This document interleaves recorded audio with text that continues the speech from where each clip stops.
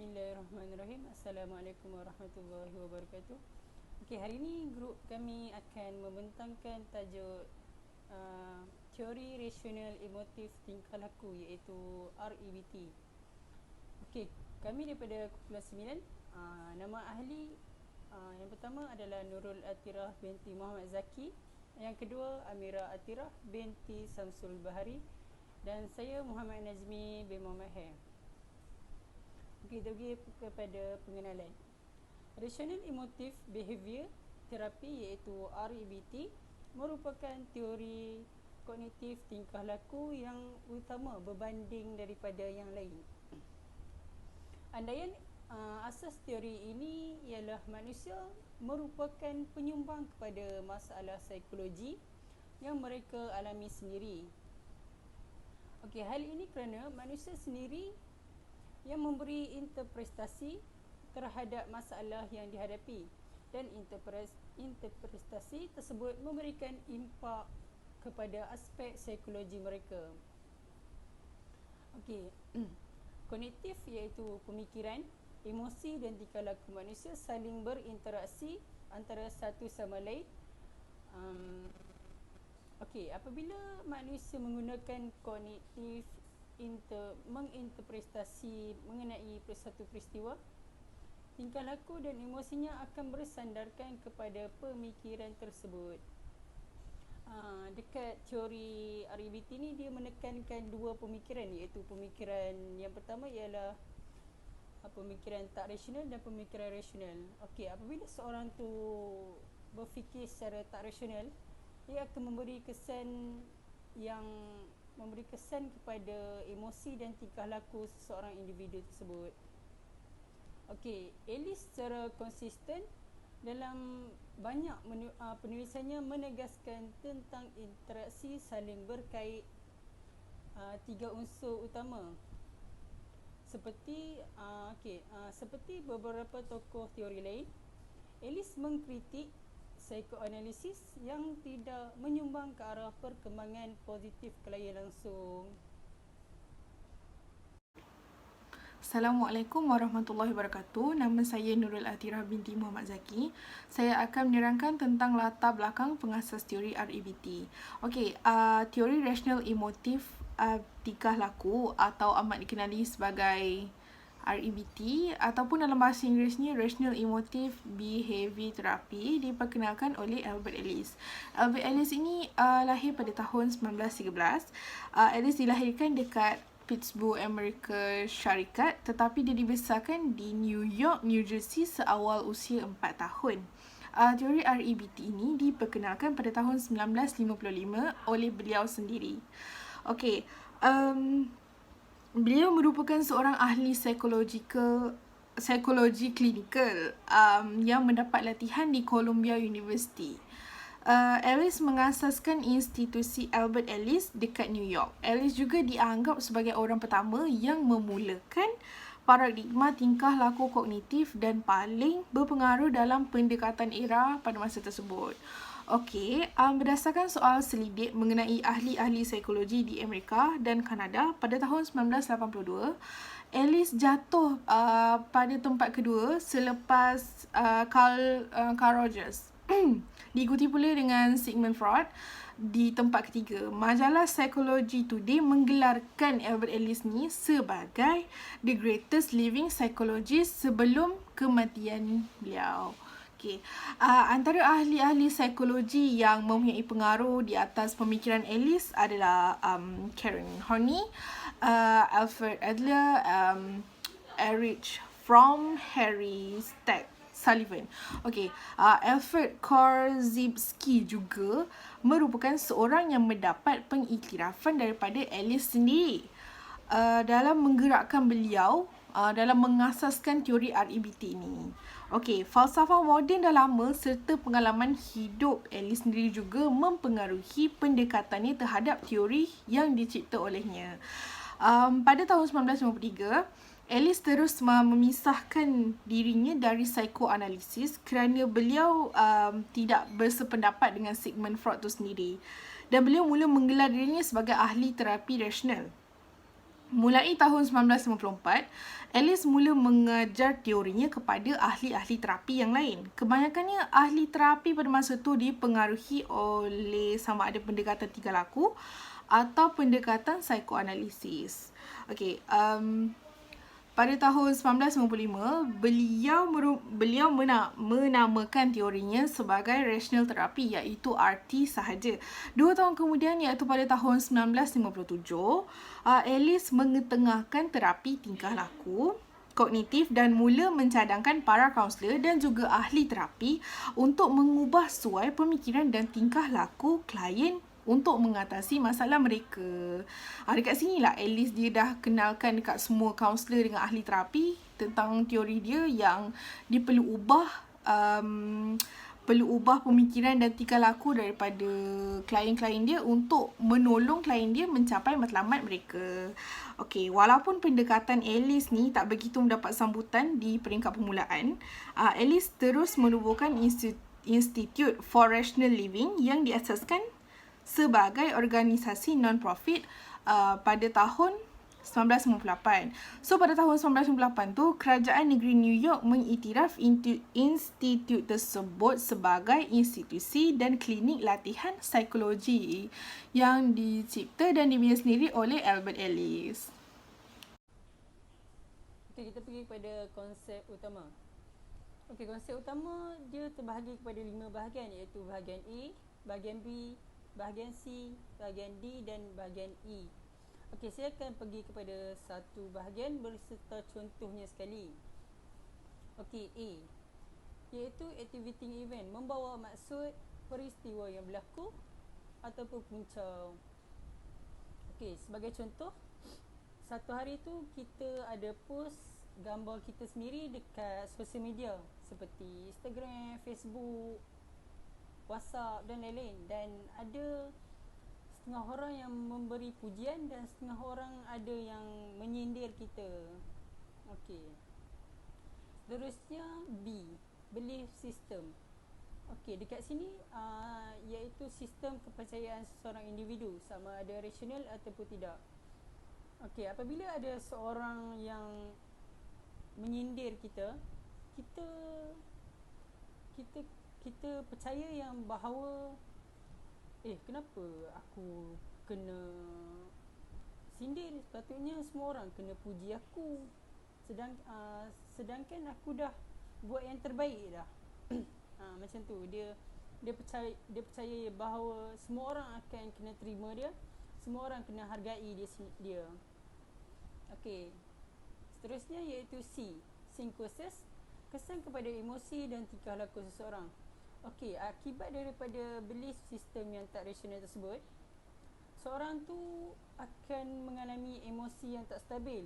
Contohnya, lepas dia kena sindir tu mungkin dia marah, dia rasa kecewa, macam tu lah. Seterusnya D, iaitu dispute, perbahasan untuk rasionalkan pemikiran. Okey, dekat D ni, kaunselor cuba untuk mencabar sistem pemikiran B yang tak rasional tersebut. Contohnya, kaunselor tersebut menanyakan soalan seperti, kenapa awak rasa yang orang sekeliling perlu puji awak? Kenapa awak rasa orang perlu terima awak seadanya?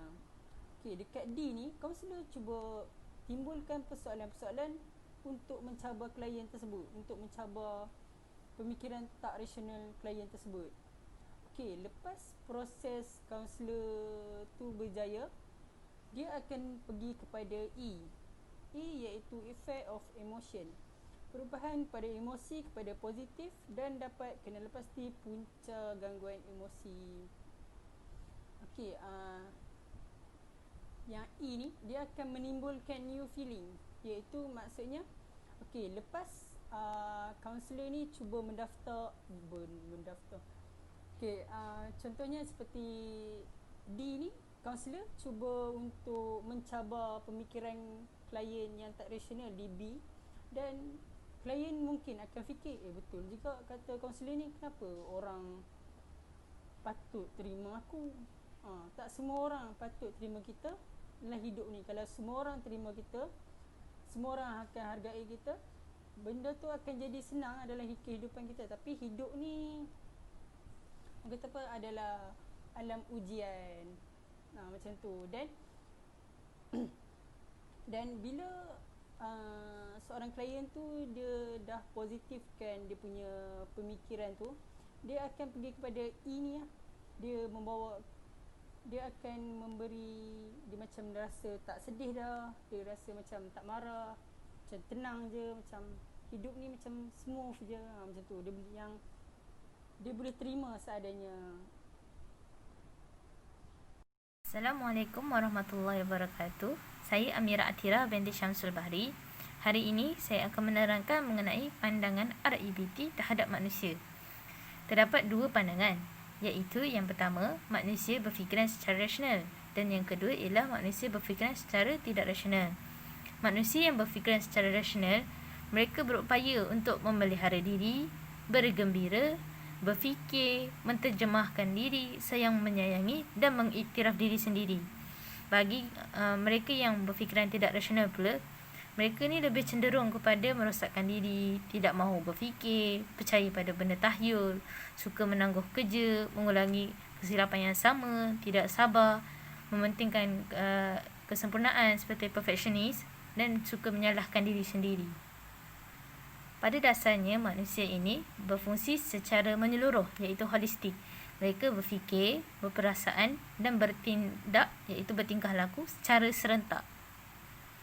Terdapat beberapa pandangan lain daripada beberapa orang. Yang pertama, contohnya seperti daripada George dan Cristiani pada tahun 1995. Beliau menganggap bahawa manusia sebagai penilai, perunding dan pengawal diri. Bagi George dan Cristiani, mereka menganggap bahawa gangguan emosi ini berpunca daripada keinginan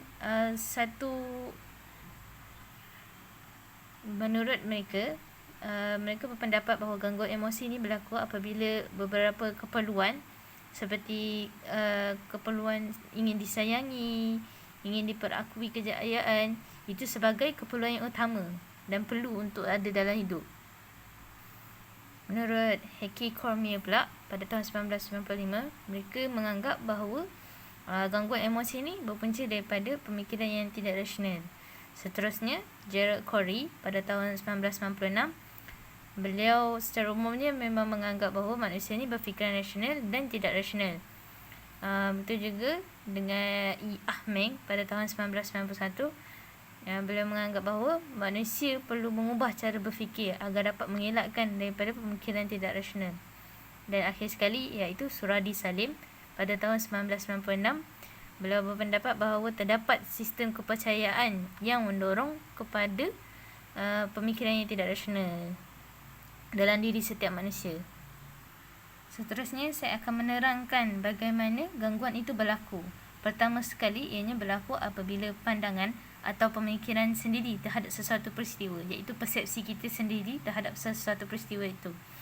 Dan daripada pandangan itulah berlakunya implikasi yang songsang, karut dan tidak logik yang menimbulkan gangguan emosi dan tingkah laku yang menyalahkan diri.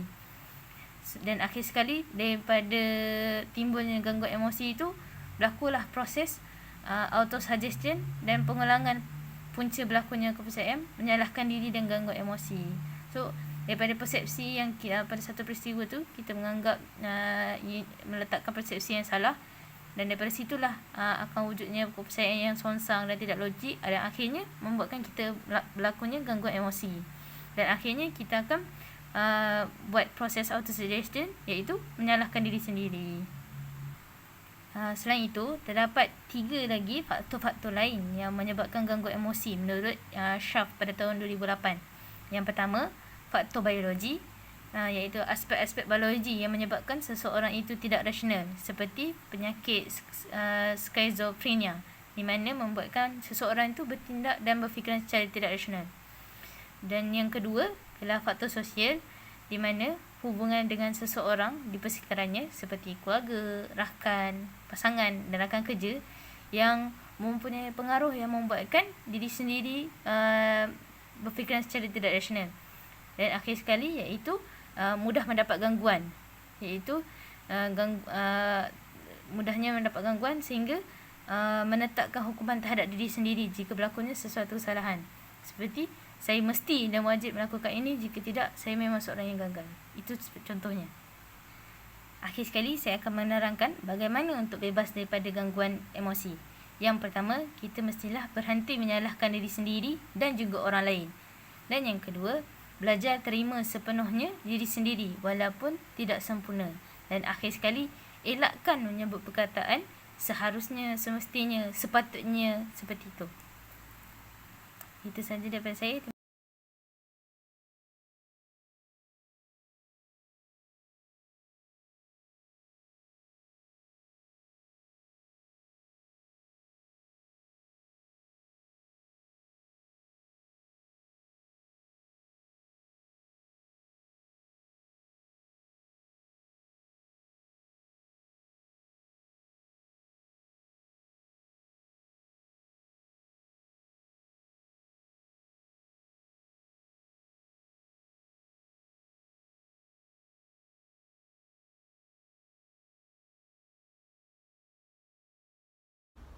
Seterusnya adalah teknik-teknik kaunseling yang digunakan di dalam teori REBT.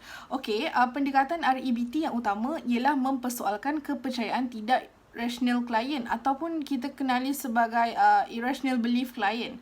Okey, terdapat 4 strategi yang mempertikaikan kepercayaan tidak rasional yang dicadangkan oleh Bell, Kopeck dan juga di Guiset pada tahun 1996. Iaitu yang pertama adalah mempertikaikan logik. Yang dimaksudkan dengan logik kat sini adalah sesuatu kebiasaan. Okay, contohnya seperti seorang yang tak nak jawab panggilan telefon. Dia tak semestinya dia tidak mahu berbual dengan kita. Mungkin dia ada masalah lain yang membuatkan dia tidak boleh menjawab panggilan telefon tersebut. Okey, yang kedua pula adalah mempertikaikan kepercayaan tidak rasional dengan mengemukakan bukti. Okey, contohnya seorang pelajar ni dia gagal dalam peperiksaan dan dia murung, dia ada tekanan mental dalam diri dia. Okey, justru dia juga berduka sebab dia tu gagal mempertahankan pencapaian dia selama ni. Maksudnya sebelum-sebelum ni dia cemerlang, tiba-tiba satu hari dia gagal dalam exam ni.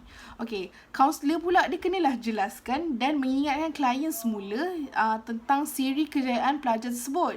Okey, kaunselor kena cakap lah dekat klien tu yang awak gagal hari ni tak semestinya akan datang awak akan awak akan berterusan gagal.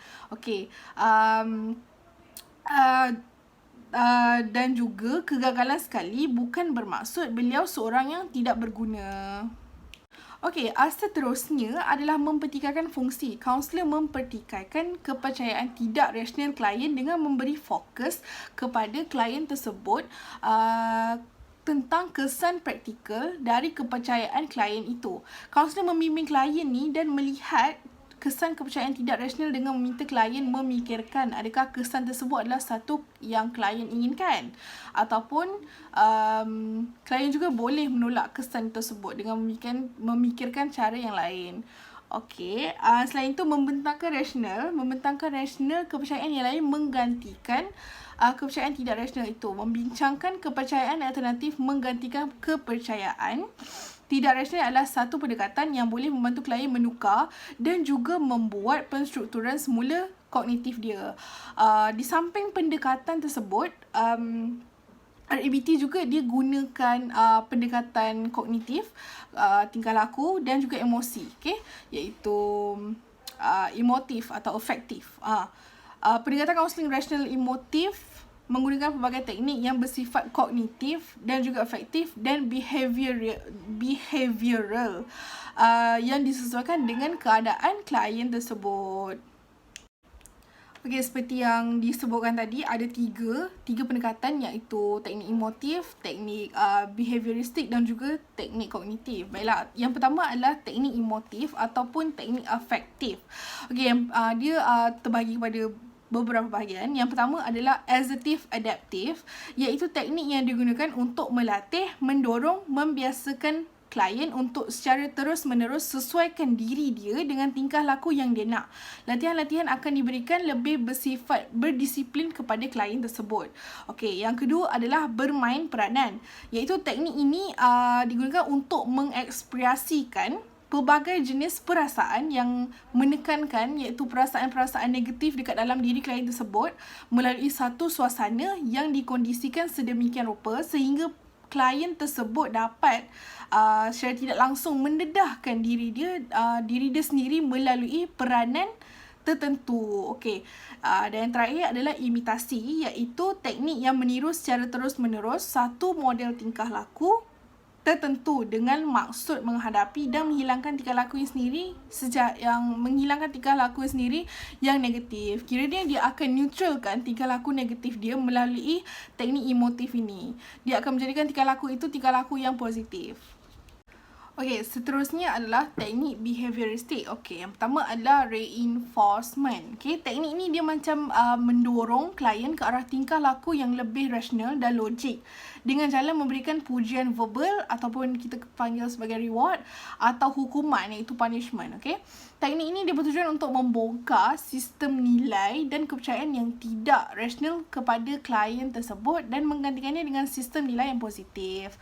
Okey, dengan memberikan reward ataupun punishment, maka klien itu akan menginternalisasikan sistem nilai yang diharapkan kepadanya. Okey, contoh macam kita nak buat satu kerja, lepas tu kita nak positifkan diri kita, kita cakap okey, lepas aku buat kerja ni aku nak reward diri aku nak belanja diri aku makan.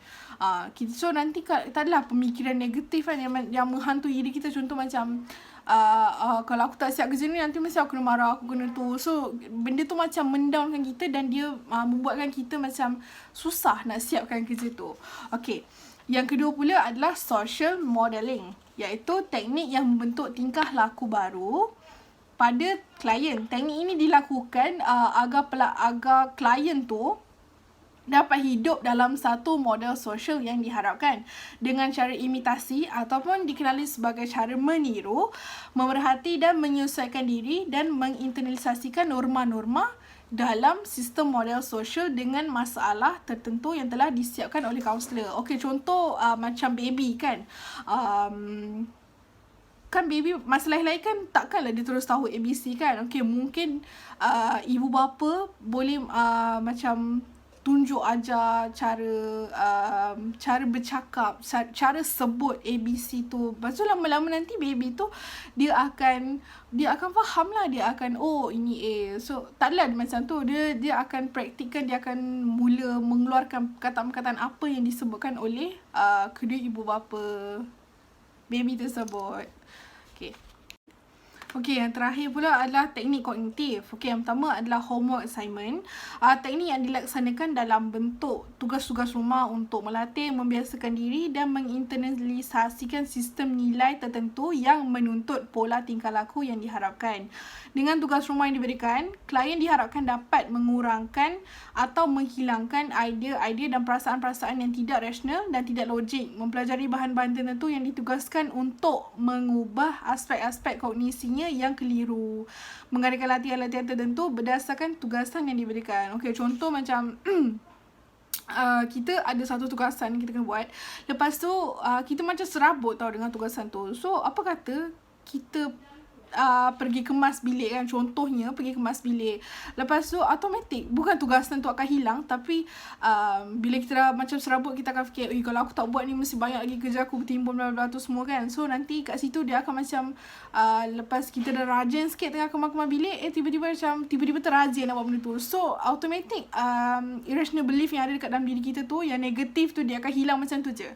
Okay. Yang kedua adalah latihan assertif. Okey, teknik yang melatih keberanian klien dalam mengekspresikan tingkah-tingkah laku tertentu yang diharapkan melalui bermain peranan, latihan atau meniru model-model sosial. Maksud utama teknik latihan assertif ni ada 3. Yang pertama adalah menggalakkan kemampuan klien mengekspresikan berbagai hal yang berkaitan dengan emosi dia. So kita nak galakkan klien kita tu ekspreskan emosi dia dengan lebih jelas lah. Yang kedua membangkitkan kemampuan klien dalam mendedahkan hak asasinya sendiri tanpa menolak atau memusuhi hak asasi orang lain. So, kita kena bangkitkan kemampuan klien kita tersebut. Dan yang terakhir adalah mendorong pelanggan untuk meningkatkan kepercayaan dan kemampuan diri dan meningkatkan kemampuan untuk memilih tingkah laku asertif yang sesuai untuk diri dia sendiri. Dia perlu mendorong klien tu untuk tingkatkan lagi kepercayaan dan kemampuan diri dalam diri klien tu, yang sebenarnya klien ni dia boleh dia tak boleh macam selalu negatif dalam diri dia. Dia perlu ada sisi positif juga dalam diri dia. Akhir sekali, bagi kesimpulan untuk pembentangan hari ini, pendekatan REBT iaitu Rational Emotive Tingkah Laku, ianya adalah pendekatan secara behavior kognitif yang menekankan mengenai perasaan, tingkah laku dan pemikiran seseorang. Pendekatan ini dikembangkan oleh Albert Ellis melalui beberapa peringkat. Yang pandangan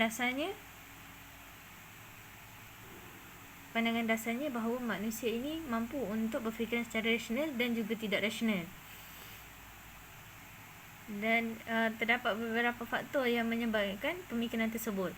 Jadi apa yang ingin disampaikan bahawa pendekatan ini dapat membantu dan memberi keupayaan untuk mengubah pemikiran manusia untuk menjadi lebih rasional dengan menggunakan konsep teori ABCDE.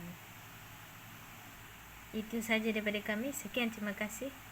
Assalamualaikum warahmatullahi wabarakatuh.